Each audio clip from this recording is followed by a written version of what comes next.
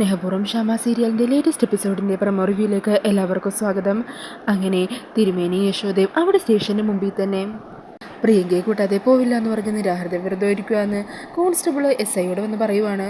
അന്നേരം SI പറഞ്ഞേ, ഷെടാ അദ്ദേഹം ഒരു തിരുമേനിയാണ്, വിശ്വാസിയാണ്. അങ്ങനെയുള്ള ഒരാൾ ഇങ്ങനെ സ്റ്റേഷനിൽ വന്നിരുന്നാലേ അത് നമുക്ക് പണിയാവും. എന്നാണെങ്കിലും നമുക്കൊന്ന് ചെന്ന് സംസാരിക്കാം. അങ്ങനെ SI ദേവനോട് ഇനി ഇവിടെ ഇരുന്നിട്ട് പ്രയോജനമില്ലെന്നും പ്രിയങ്ക എന്താണെങ്കിലും വിട്ടേക്കാൻ പോകുന്നില്ല എന്നും പറയുവാണ് കേട്ടോ. അന്നേരം ദേവനാണെങ്കിൽ തിരികെ പോകാൻ കൂട്ടാക്കുന്നില്ല. എൻ്റെ മോള് എന്ത് തെറ്റാ ചെയ്തിട്ടുള്ളത്? തെളിവുണ്ടെന്ന് നിങ്ങൾ പറയുന്നുണ്ടല്ലോ. എന്ത് തെളിവ് അവൾക്കെതിരെ ഉള്ളത്? അവൾ തെറ്റ് ചെയ്തു എന്ന് നിങ്ങൾക്ക് തെളിയിക്കാൻ കഴിഞ്ഞാൽ പിന്നെ ഞങ്ങൾ ഒരു നിമിഷം പോലും ഇവിടെ ഇരിക്കില്ല. ഇത് ദേവനാരായണ തിരുമേനി നിങ്ങൾക്ക് തരുന്ന വാക്കാണ്. അങ്ങനെയാണെങ്കിൽ ഈ തെളിവ് തിരുമേനി കാണണം എന്നും പറഞ്ഞ് പ്രിയങ്ക ആ 2 ഗുണ്ടകൾക്കും പൈസ കൊടുക്കുന്ന വീഡിയോ ഉണ്ടല്ലോ, അത് തിരുമേനിയും യശോദേനെയും കാണിക്കുവാണ്. അതുകൊണ്ട് പ്രിയങ്കയുടെ ചതി തിരിച്ചറിയുവാണ്ടോ ദേവനും യശോദയും. അങ്ങനെ ദേവൻ SIയോട് പറയണേ, സാർ ഇപ്പോൾ എനിക്ക് കാര്യങ്ങളെല്ലാം മനസ്സിലായി. ഇനി ഞാൻ ഒരു നിമിഷം പോലും നിൽക്കില്ല. നിങ്ങൾ എന്താണെന്ന് വെച്ചാൽ ചെയ്തോളൂ. അവളെപ്പോലൊരു കൊടും കുറ്റവാളിയുടെ അച്ഛനായി പോയതിൽ ഞാൻ മനസ്സുകൊണ്ട് എന്നെ തന്നെ ശപിക്കുവാണ്. അവസാനമായിട്ട് അവളെ ഞങ്ങൾക്കൊന്ന് കാണണം. എൻ്റെ മകൾ അല്ലല്ല, ആ ക്രിമിനലിനെ എനിക്കൊന്ന് കാണണം. അങ്ങനെ പറഞ്ഞ് ദേവനും യശോദയും പ്രിയങ്കയുടെ അരികിലേക്ക് ചെല്ലുവാണ്. ഈ സമയം അച്ഛനെയും അമ്മയും കാണുന്നതും പ്രിയങ്ക അച്ഛനോട് ചോദിക്കണേ, അച്ഛ എന്താ എന്നെ നിങ്ങളുടെ കൂടെ പറഞ്ഞുവിടാമെന്ന് SI സമ്മതിച്ചോ? അന്നേരം ദേവൻ പറയണേ, SI സമ്മതിച്ചാലും നിന്നെ ഞാൻ കൊണ്ടുപോകുന്നില്ല. നിൻ്റെ ചതി എനിക്ക് മനസ്സിലായി. രാധിക മോളെ കൊല്ലാനായിട്ട് നീ അവർക്ക് പൈസ കൊടുത്തില്ലേ? നീ എന്താ പറഞ്ഞത്? ഒന്നും ചെയ്തില്ല എന്നല്ലേ? എല്ലാം തെളിവ് സഹിതം ഞാൻ എൻ്റെ കൺമുമ്പിൽ കണ്ടു. ഇനി നിന്നെപ്പോലൊരു മോള് എനിക്ക് വേണ്ട. നിയമം അനുശാസിക്കുന്ന എന്ത് വലിയ ശിക്ഷ വേണമെങ്കിലും നീ ഏറ്റുവാങ്ങിക്കോ. നീ അതിനർഹിക്കുന്നവൾ തന്നെയാണ്. വാ യശോദേ, നമുക്ക് പോകാം എന്ന് പറഞ്ഞ ദേവൻ യശോദയും കൂട്ടി അവിടെ നിന്ന് പോകുവാണ്. അങ്ങനെ അവസാന ആശ്രയവും നഷ്ടപ്പെട്ടതിൻ്റെ സങ്കടത്തിൽ കരഞ്ഞു തളർന്ന് നിൽക്കുവാണ് പ്രിയങ്ക. പിന്നീട് കാണിക്കുന്നത് രാധിക ആറ്റുവാശ്ശേരിയിലേക്ക് ഓടിയെത്തുവാണ് കേട്ടോ. ഈ സമയം രാധികയെ കാണുന്നത് മുത്തശ്ശി രാധികയെ വീടിനകത്തേക്ക് കയറ്റുന്നില്ല. എന്നാൽ രാധികയാണെങ്കിൽ അച്ഛനും അമ്മയും കാണണമെന്ന് പറഞ്ഞ് വാശി പിടിച്ച് അകത്തേക്ക് കയറാൻ തുടങ്ങുമായിരിക്കും.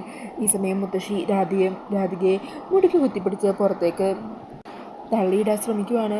രാധികയുടെ കാരണത്തിട്ട് തലങ്ങും വിലങ്ങും തള്ളുകയും ചെയ്യുന്നുണ്ട് കേട്ടോ. ഈ സമയം ഇതുകൊണ്ട് യശോദ അങ്ങോട്ടേക്ക് വരിക. അമ്മേ, എന്തായി കാണിക്കുന്നത്? അന്നേരം രാധിക മുത്തശ്ശിയെ തട്ടിമാറ്റിയിട്ട് അമ്മയുടെ അരികിലേക്ക് ഓടിച്ചെല്ലുവാണ്. അമ്മയെ കെട്ടിപ്പിടിച്ച് കരയുക. അമ്മേ, എന്തായി? പ്രിയയുടെ കാര്യം എന്താ പോലീസുകാർ പറഞ്ഞത്? അന്നേരം യശോദ പറയണേ, അവൾ തെറ്റ് ചെയ്തെന്ന് അച്ഛന് മനസ്സിലായി. അതുകൊണ്ട് തന്നെ ഞങ്ങൾ ഇനി അവളെ രക്ഷിക്കാനായിട്ട് ഒന്നും ചെയ്യാൻ തീരുമാനിച്ചിട്ടില്ല മോളെ. അയ്യോ, അങ്ങനെയൊന്നും പറയില്ല അമ്മേ.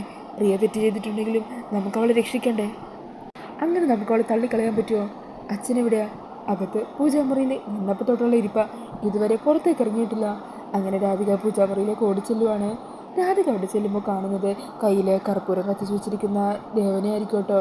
അങ്ങനെ രാധിക അതൊക്കെ തട്ടിത്തെറിപ്പിച്ച് ദേവനെ ചേർത്ത് പിടിക്കുവാണ്. അച്ഛ, എന്തൊക്കെയാണ് കാണിക്കുന്നത്? നമുക്ക് പ്രിയങ്കയെ രക്ഷിക്കാം. കോടതിയിലോ പോലീസ് സ്റ്റേഷനിലോ എവിടെയാണെന്ന് വെച്ചാൽ ഞാൻ വന്ന് പറയാം. അച്ഛൻ എൻ്റെ കൂടെ വന്നാൽ മതി. വേണ്ട മോളെ, നിന്നെ കൊല്ലാനാ അവൾ ശ്രമിച്ചത്. അങ്ങനെയുള്ള അവളെ രക്ഷിക്കാൻ കൂടി നിൽക്കാൻ എന്നെ കൊണ്ട് പറ്റില്ല. ഞാനില്ല ഒരിടത്തേക്കും. നിയമം അനുശാസിക്കുന്ന എന്ത് ശിക്ഷയാണെങ്കിലും അവളത് സ്വീകരിക്കണം. അവളെപ്പോലെ ഒരു മോൾക്ക് ജന്മം കൊടുത്തതാ ഞാൻ ചെയ്ത ഏറ്റവും വലിയ തെറ്റ്. അതിൻ്റെ ശിക്ഷ അച്ഛനായി ഞാനും അനുഭവിക്കണം. നാളെ മുതൽ ഞാൻ അമ്പലത്തിലേക്ക് പോകുന്നില്ല. ഇപ്പോൾ എൻ്റെ ജീവിതത്തിലൊരു കളങ്കമുണ്ട്. ആ കളങ്കവുമായിട്ട് ഭഗവാന്റെ മുമ്പിലേക്ക് ഞാൻ പോയിട്ട് എന്തിനാ? അങ്ങനെ കറങ്ങി നിൽക്കുവാണ്ട് ദേവൻ. അന്നേരം ദേവനെ കെട്ടിപ്പിടിച്ച് പൊട്ടിക്കരയുവാണ് രാധികയും. പിന്നീട് കാണിക്കുന്നത് ഗൗതവും ചെറിയമ്മയും കൽപ്പനയൊക്കെ കൂടി സംസാരിക്കുന്നതാണ്. ഗൗതം ടെൻഷനോട് പറയണേ, നാളെയാണ് പ്രിയങ്ക കോടതിയിൽ ഹാജരാകുന്നത്. അവിടെ വെച്ച് പ്രിയങ്ക നമ്മുടെ പേര് കൂടി പറഞ്ഞാൽ പിന്നെ കാര്യങ്ങളെല്ലാം കയ്യിൽ നിന്ന് പോകും. നമ്മളും കൂടി പ്രതികളാവും. അഥവാ പോലീസ് അറസ്റ്റ് ചെയ്തില്ലെങ്കിലും നമ്മളെ കണിമംഗലത്ത് നിന്ന് എന്നേക്കുമായിട്ട് പുറത്താക്കും. അതൊക്കെ കേട്ടിട്ട് ഉർവശിയാകെ പേടിച്ച് പറിച്ച് നിൽക്കുക. അയ്യോ, എന്ത് ചെയ്യും? നമുക്ക് വല്ല ബന്ധുവീട്ടിലേക്കോ മറ്റോ പോയാലോ? ആ സമയം അത് കേൾക്കുമ്പോൾ കൽപ്പന പറയണേ, നല്ല ബെസ്റ്റ് ഐഡിയ. അങ്ങനെയാണെങ്കിലേ പോലീസുകാർക്ക് തീരെ സംശയം തോന്നില്ല. വേണമെങ്കിലേ ഫോൺ എടുത്ത് ഞാൻ കണിമംഗലത്ത് നിന്നാണ് വിളിക്കുന്നതെന്നും ഞങ്ങൾക്ക് ഇതുമായിട്ട് യാതൊരു ബന്ധവുമില്ലെന്ന് ചെറിയ മങ്ങ് വിളിച്ചു പറ. വെറുതെ ആവശ്യമില്ലാത്ത പ്രശ്നം ഉണ്ടാക്കാൻ നിൽക്കല്ലേ. ഗൗതം, നിൻ്റെ മനസ്സിൽ എന്തെങ്കിലും പ്ലാൻ തോന്നുന്നുണ്ടോ? എൻ്റെ മനസ്സിൽ പ്രത്യേകിച്ചൊന്നും തോന്നുന്നില്ല. ഞാൻ എൻ്റെ ഫ്രണ്ട്സുമായിട്ട് ഇതിനെപ്പറ്റി സംസാരിച്ചപ്പോൾ അവർ പറയുന്നത് ഒരൊറ്റകൈ പ്രയോഗമാണ്. കോടതിയിലേക്ക് പോകുന്ന വഴിക്ക് പ്രിയങ്കയെ അങ്ങില്ലാതാക്കുക. അന്നേരം കൽപ്പന പറയണേ, ഇതെന്താ സിനിമാ കഥ വല്ലതുമാണോ? എൻ്റെ മനസ്സിൽ മറ്റൊരു പ്ലാൻ തോന്നുന്നുണ്ട്. നാളെ കോടതിയിൽ വെച്ച് പ്രിയങ്ക നമ്മുടെ പേര് പറയരുത്. അതെങ്ങനെയെങ്കിലും തടയണം. അവൾക്ക് വേണ്ടി നമ്മൾ വക്കീലിനെ ഏർപ്പാടാക്കിയിട്ടുണ്ടെന്നും അതുകൊണ്ട് തൽക്കാലം ഇപ്പോൾ ഈ കാര്യങ്ങളിൽ മറ്റാൾക്കാരൊന്നും ഇല്ലയെന്ന് പറഞ്ഞ് അവളെ കൊണ്ട് കോടതിയിലൊരു മൊഴി കൊടുപ്പിക്കാൻ പറ്റിയാൽ നമ്മൾ രക്ഷപ്പെട്ടു. പിന്നീട് അവൾ നമ്മുടെ പേര് പറഞ്ഞാലും നമുക്ക് കുഴപ്പമില്ല. അതെന്താ അങ്ങനെ എന്ന് ഉർവശി ചോദിക്കുക. അന്നേരം കൽപ്പന പറയണേ, എൻ്റെ ചെറിയമ്മേ, പിന്നീട് അവൾ നമ്മുടെ പേര് പറയുവാണെങ്കിലും രക്ഷപ്പെടാൻ വേണ്ടി കുറ്റം ബാക്കിയുള്ളവരുടെ മേത്തേക്ക് ചുമത്തുവാണെന്നേ കോടതി കരുതുള്ളൂ. അവളുടെ ആ മൊഴി ആരും വിശ്വാസത്തിലെടുക്കാനും പോവില്ല. ഓ അങ്ങനെയാണല്ലേ, എന്നാൽ നമുക്ക് നാളെ തന്നെ പ്രിയങ്കയെ ചെന്ന് കാണാം. പിന്നീട് കാണിക്കുന്നത് അടുത്ത ദിവസം പ്രിയങ്കയെ കാണാനായിട്ട് സ്റ്റേഷനിലെത്തുന്ന കൽപ്പനയാണ് കേട്ടോ. അങ്ങനെ കൽപ്പനയെ കാണുന്നത് പ്രിയങ്ക ചോദിക്കണേ, ഏട്ടത്തി എന്താ വരാഞ്ഞത്? നമ്മളെല്ലാവരും കൂടിയല്ലേ ഇതെല്ലാം പ്ലാൻ ചെയ്തത്. എന്നിട്ട് എല്ലാം കഴിഞ്ഞപ്പോൾ നിങ്ങൾ എന്നെ ഒറ്റപ്പെടുത്തുവാണോ? ഗൗതമല്ലേ ആ പൈസ എൻ്റെ കയ്യിൽ തന്നത്. ഞങ്ങൾ രണ്ടുപേരും ഒരുമിച്ചല്ലേ അന്ന് ലൊക്കേഷനിലേക്ക് പോയത്. എന്നിട്ട് പൈസ കൊടുക്കുന്ന സമയത്ത് ഗൗതം ഇതിനെ മാറിക്കളഞ്ഞത്. എങ്ങനെയാണ് ഞാൻ പൈസ കൊടുക്കുന്ന വീഡിയോ പോലീസുകാരുടെ കയ്യിലെത്തിയത്? നിങ്ങളെന്നെ ചതിക്കുമായിരുന്നു. അന്നേരം കൽപ്പന പ്രിയങ്ക പറഞ്ഞ് ആശ്വസിപ്പിക്കുവാണ്, നീ വിഷമിക്കാതിരിക്കെ, നിന്നെ പുറത്തിറക്കാനുള്ള ശ്രമത്തിൻ്റെ ഭാഗമായിട്ട് ഓടി നടക്കുമായിരുന്നു ഞാനും ഗൗതം എല്ലാവരും. അതിനായിട്ട് നല്ലൊരു വക്കീലിനെ തന്നെ ഞാൻ ഏർപ്പാട് ചെയ്തിട്ടുണ്ട്. തൽക്കാലം നീ കോടതിയിൽ ഞങ്ങളുടെ പേരുകളൊന്നും പറയാൻ പാടില്ല. വക്കീൽ വേണ്ട രീതി കേസ് കൈകാര്യം ചെയ്തോളും. നിനക്കൊരു കുഴപ്പവും സംഭവിക്കില്ല. നീ ധൈര്യമായിട്ട് കോടതിയിലേക്ക് പോക്കോ. ഇന്ന് തന്നെ നിനക്ക് മിക്കവാറും ജാമ്യം കിട്ടും എന്നൊക്കെ പറഞ്ഞ് പ്രിയങ്കയെ വിശ്വസിപ്പിക്കുവാണ്. പിന്നീട് കാണിക്കുന്നത് പോലീസുകാർ പ്രിയങ്കയും കുട്ടി കോടതിയിലെത്തുന്നതാണ് കേട്ടോ. ഈ സമയം വരുണ അവിടെ കോടതിയിലെത്തിയിട്ടുണ്ടാകും.